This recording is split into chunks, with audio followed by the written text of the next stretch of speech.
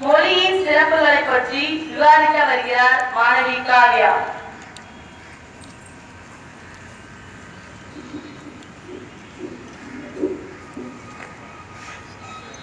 இணைகின்ற தந்தைக்கும் தாய்க்கும் மக்கள் இனமென்ற தமிழ்நாடு தனக்கும் இணையளவு நலமேனும் வழக்கும் எனில் தொழிலும் நாள் எனக்கு திருநாளாம். நாட்டிற்காக இறந்தவர் உண்டு, நங்கைக்காக கூட பிரிந்தவர் உண்டு, பழிக்காக மாய்ந்தவர் உண்டு, ஆனால் மொழிக்காக மரணித்தான் என்றால் அது தமிழனாகவும் தமிழுக்காகவே என்று நாம் தலைமுறை கூற முடியும். இது வெறும் வார்த்தை மொழி அல்ல, இது வெறும் வர்த்தக மொழி அல்ல, இது அறத்தின் மொழி, குணத்தின் மொழி, நேர்மையின் மொழி, வாழ்வியல் நெறி சொன்ன மொழி. தமிழை என் உயிரென்றேன் கண்ணில் உயிரை உணர்வை வளர்ப்பது தமிழே என்ற சொல்லிற்கு எந்த ஒரு மொழியும் இணையாகாது. எந்த ஒரு மொழியும் உயிரை வளர்க்காது, உணர்வை ஊட்டாது.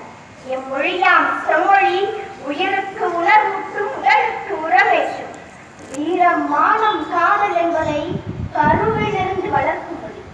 எம் மொழி கற்றவர் எவரும் உரைகட்டு போனதில்லை. எம் மொழி கற்றவர் பலரும் அதனை தன்மொழி எனதான் கண்டனர். 2000 ஆண்டுகளுக்கு முன்பு முப்பால் கண்டது, 3000 ஆண்டுகளுக்கு முன்பு இலக்கணம் கொண்டது, 4000 ஆண்டுகளுக்கு முந்தைய நாகரீகம் கொண்டது. இது வெறும் மொழி அல்ல, இது வெறும் மொழி அல்ல, இது ஒரு நாகரீகம். தமிழ் எனது நாகரீகம், தமிழ் எனது பண்பாடு, தமிழ்தான் எனது கலாச்சாரம். இது அறம் சொல்லி மரம் சொல்லி புறம் செல்ல வழி, அகம் சொல்லி புறம் சொல்லி என் தரம் காத்த வழி. ஆனால் இன்று எங்கு போனது, எங்கே தொலைந்தது?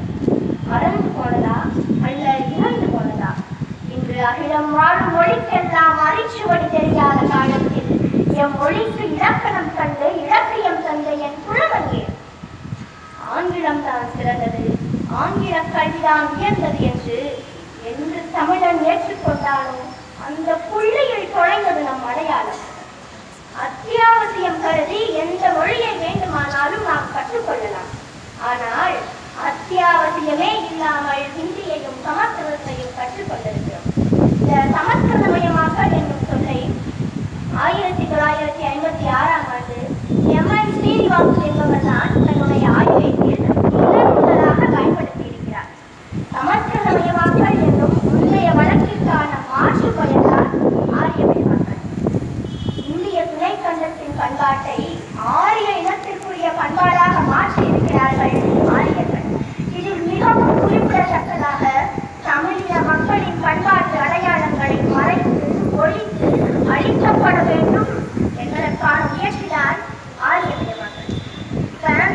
என்னுடைய வேலை ஜப்பானில் என்றால் ஜப்பான் மொழியே நீ வேண்டாம் என்றாலும் நான் கண்டிப்பாக கற்றுக்கொள்வேன். பொழுது கண்டிப்பாக நீங்கள் ஹிந்தியை கற்றுக்கொள்ள வேண்டும், சமஸ்கிருதத்தை கற்றுக்கொள்ள வேண்டும் அப்படின்னாங்க. சரி, ஹிந்தி தான் ஓரளவு தெரிவினாலும் ஒரு சமஸ்கிருதத்தை ஒரு ஆர்வத்தோட படிக்கலாமே அப்படின்னு நினைச்சாலும் அது எந்த மனுஷனுக்குமே தெரியாதாமே. அதை நான் கற்றுக்கிட்டு என்னுடைய தோழிகளாகிய உங்கள்கிட்ட பேசுறேனா, நடுவரையா இருக்கீங்க அவங்கள்ட்ட பேசுறேனா, சரி சிலைக்கிட்டதான் போய் பேசணும்னு நினைச்சாலும் அது என் கூட திரும்பி பேச போறதும் இல்லை. அப்புறம் எதுக்காக தான் நான் அந்த மொழியை கற்றுக்கணும்னா எனக்கு இன்னும் தெரியல. இது ஒரு பக்கம் இருக்கட்டும். என்னுடைய நாடு எது?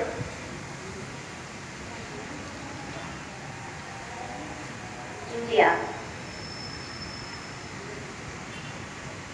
இந்திய துணைக்கண்டம்.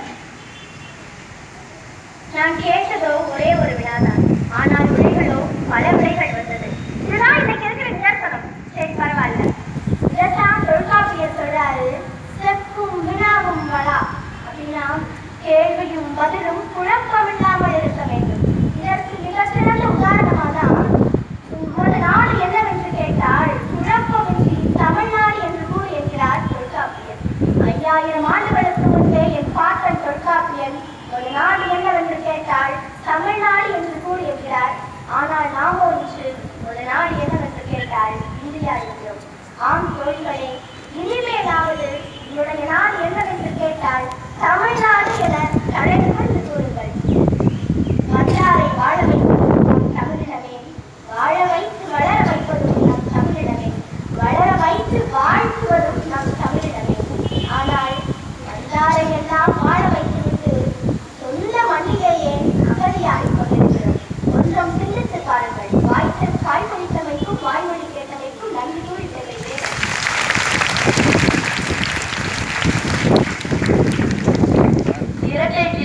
போல் இணைந்தே வாழுங்கள். பிரித்தால் பொருள் இல்லை என்ற கவிஞர் சுரதாவின் கூற்றுக்கேற்ப மொழியையும் இனத்தையும் பற்றிய கருத்தை நம் ஆள் மனதில் பதிய வைத்த காவியம் பெண்களை பற்றி விவாதிக்க வருகிறார் மாணவி ராமலட்சுமி.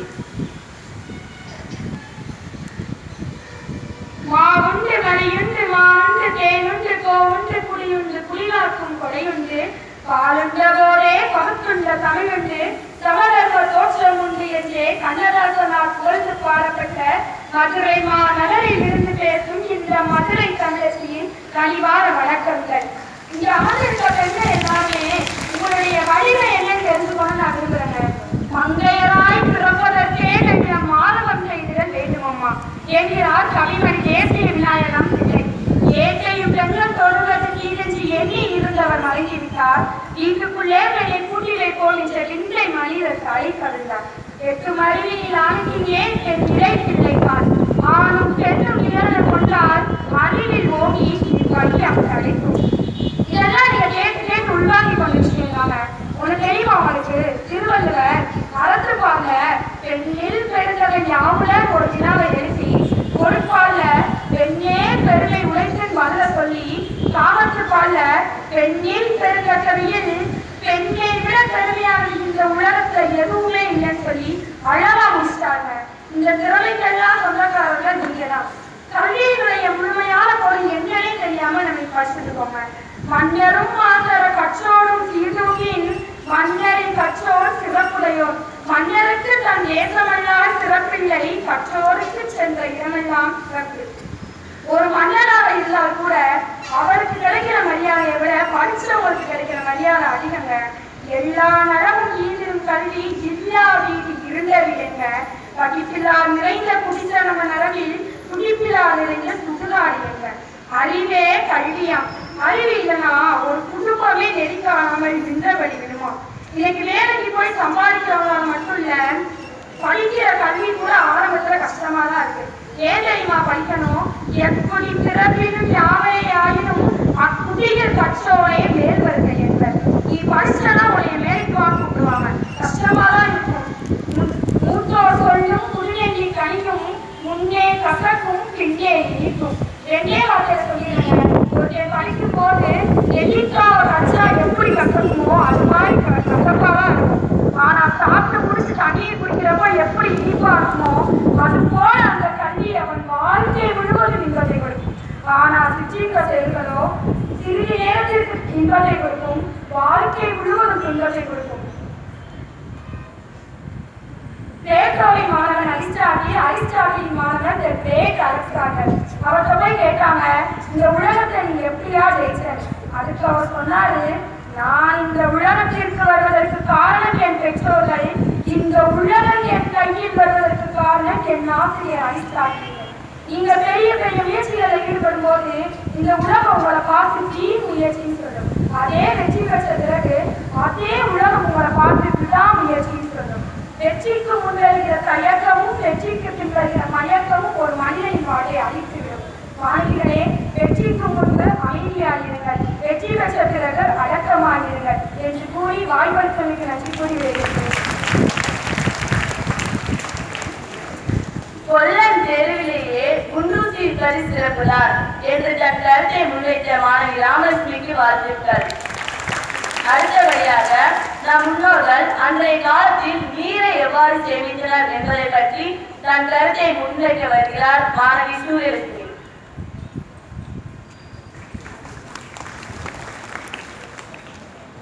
இனக்கணியாய் ஆண்டகுருகன்று புறப்பிச்சாகி அபியத்துறைகள் தாங்கி தன்னை கெடுக்கவும் தழுவி சான்றோர் கவியெனக் கிடந்த கோதாவரியினை கண்டார் என்று கூறி என் தாய்மொழியாம் தமிழுக்கும் இங்கு வீற்றிருப்போருக்கும் என் பணிவான வணக்கத்தை தெரிவித்துக் கொள்கின்றேன். தமிழர்களின் அடையாளம் அன்றே சிறந்திருந்தது. நமது வாழ்வின் அடிப்படை தேவைகள் உணவு, உடை, உறைவிடம் இவற்றில் முதலிரண்டும் விவசாயத்தை அடிப்படையாக கொண்டது. ஆனால் அந்த விவசாயமே நீரை அடிப்படையாகத்தான் கொண்டது. அதனால்தான் தாயை பறித்தாலும் தண்ணீரை பறிக்காத என்று வாழ்ந்தார்கள் அன்று. நீரின்றி அமையாத உலகு என்று வள்ளுவரும் மாமலை போற்றதும் மாமலை போற்றதும் நாம நீ வேலி உலக உலகிற்கு அவர் அடிப்போல் மேனின்று துரத்தலான் என்று இளங்கோ வடிகளும் நீரை சிறப்பிக்கும் அதன் இன்றியமையாமை பற்றியும் அழகாக கூறியுள்ளனர். எனவேதான் நமது முன்னோர்கள் நீரை வெவ்வேறு வடிவங்களில் பல்வேறு வகையான நீர்நிலைகளில் சேமித்து வைத்தனர். வெறும் 5-6 வகைகளில் இல்லை. அவளி, அருவி, ஆழிக்கிணறு, ஆறு, இறஞ்சி, உரைக்கிணறு, ஊருணி, ஊற்று, ஏரி, ஓடை, கட்டுக்கிணறு, கடல், கண்மாய், கலிங்கு, கால், கால்வாய், குட்டம், குட்டை, குண்டம், குண்டு, குமிழி, குமிழி ஊற்று, குளம், கூவம், கூவல், கேணி, வாளி, திரை, துணை, தேங்கை, தடம், தளிக்குளம், தாங்கல், திருக்குளம், தெப்பக்குளம், தொடுகிணறு, நடைவேணி, நீராவி, பிள்ளைக்கிணறு, கொக்கு கிணறு, பொய்கை, மடு, மடை, மதகு, மறுகால், மலையம், வாய்க்கால் என்று 47 வகையான நீர்நிலைகளை உருவாக்கினார்கள். பரப்புயர நீர் உயரும், நீருயர நெல்லுயரும், நெல்லுயர குடி உயரும். உயர்ந்த குடியாக நாடெல்லாம் நீ நாடாக சோழ நாடு திகழ்கிறது. காவிரியின் பாதைகள் எல்லாம் பூவிரி